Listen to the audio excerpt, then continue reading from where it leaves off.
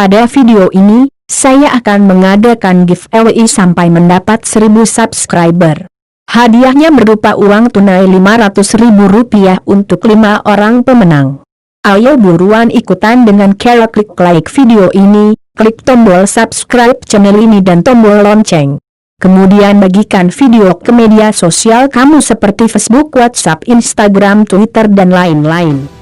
Bagikan sebanyak-banyaknya ya, semakin cepat channel ini mendapatkan 1000 subscriber akan cepat diumumkan pemenangnya. Terima kasih. Kabar baik dari penanganan COVID-19 di Kalbar, tanpa OTG, 14 hari tanpa kasus kematian, 44 sembuh. Sejumlah kabar baik datang dari penanganan pandemi wabah virus corona atau COVID-19 di Kalimantan Barat, Kalbar.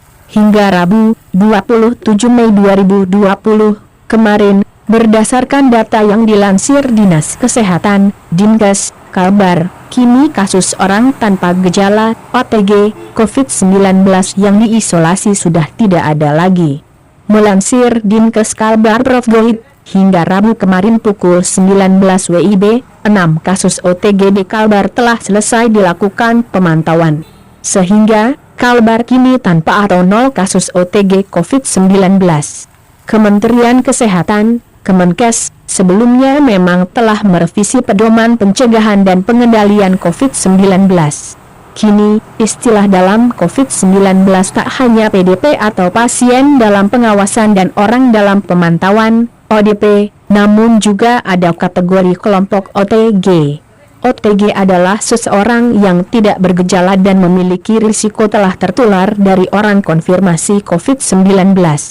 OTG sendiri memiliki kontak erat dengan kasus konfirmasi atau pasien positif COVID-19. Kontak erat dapat dipahami sebagai aktivitas berupa kontak fisik atau berada dalam ruangan atau berkunjung dalam radius 1 meter dengan pasien berstatus PDP atau positif COVID-19, dalam 2 hari sebelum kasus timbul gejala hingga 14 hari setelah kasus timbul gejala. Kemudian, kabar baik lainnya dalam penanganan COVID-19 di Kalbar, yakni terhitung sejak 13 Mei 2020 lalu, Kalbar tanpa kasus kematian atau meninggal dunia disebabkan virus corona. Artinya, sudah 14 hari tak ada kasus kematian atau meninggal akibat COVID-19 di Kalbar. Di Kalbar, terdapat 4 orang meninggal dunia dikarenakan COVID-19. Selain itu juga total ada 44 pasien yang sembuh atau terbebas dari penyakit COVID-19 dari total 183 kasus positif hingga Rabu pukul 19 WIB. Dari jumlah tersebut, 25 pasien sedang dalam perawatan dan 110 kasus menjalani isolasi ketat. Dari laporan Dinkes Kalbar tersebut juga disebutkan bahwa saat ini sebanyak 88 orang berstatus PDP COVID-19 dengan 68 orang dalam perawatan dan 20 menjalani isolasi. Kemudian, total OPD di Kalbar hingga sekarang adalah 12.286 orang, terdiri dari 8.805 sudah selesai dilakukan pemantauan dan 3.481 orang masih dalam proses pemantauan.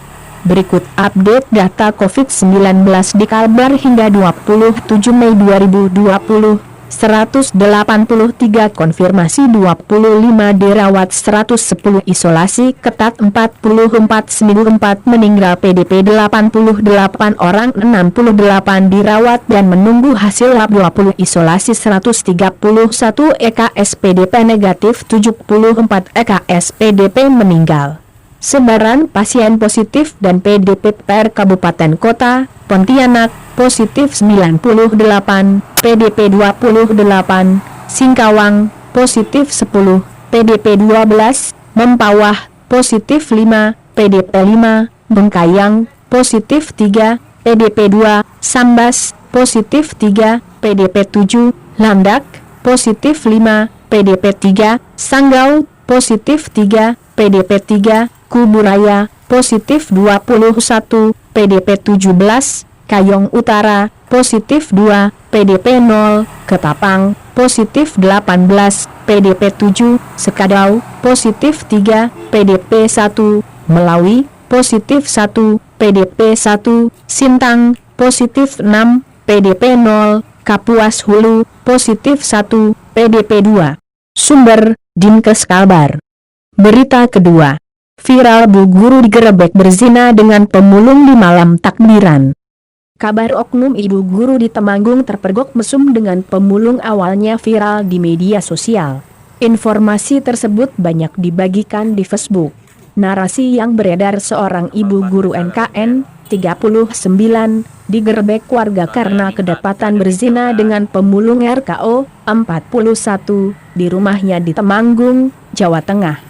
Kejadiannya pada malam takbiran Lebaran Idul Fitri 2020, 1441, Sabtu, 23 Mei 2020. Saat berbuat mesum itu, suami Bu Guru, Bahrodin, sedang dalam perjalanan pulang kerja. Kronologi si pemulung RKO mendatangi rumah Bu Guru tersebut Sabtu malam pukul 18.30 WIB. Warga lantas curiga karena RKO tak kunjung pergi dari rumah tersebut, dan mencurigai pemulung itu berniat jahat.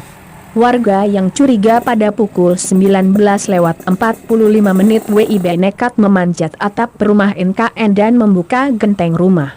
Mereka justru terkejut melihat Bu Guru dan RKO sedang tanpa busana dan berhubungan badan saat gema takbir berkumandang dari masjid-masjid sekitar. Agar tak terjadi fitnah, warga lantas menghubungi Bahrodin untuk segera pulang. Oleh warga, kedua pelaku digiring ke rumah Pak RT. Bahrodin murka setelah mengetahui sang istri berselingkuh dengan pemulung. Ia lantas melaporkan keduanya ke Polsek setempat atas pasal perzinaan. Klarifikasi dalam kabar ditulis peristiwa itu terjadi di wilayah Candiroto, Kabupaten Temanggung. Kapolsek Candiroto Polres Temanggung, Ibtu Hasan membantah kabar tersebut. Maaf di wilayah saya TDK ada bos, tulis Ibtu Hasan dalam pesan singkat, Rabu, 27 Mei 2020. Satreskrim Polres Temanggung pun memastikan tidak ada laporan masuk soal kabar tersebut. Kabar itu telah dimuat di beberapa media massa. Ibtu Hasan pun menduga kabar tersebut hoaks.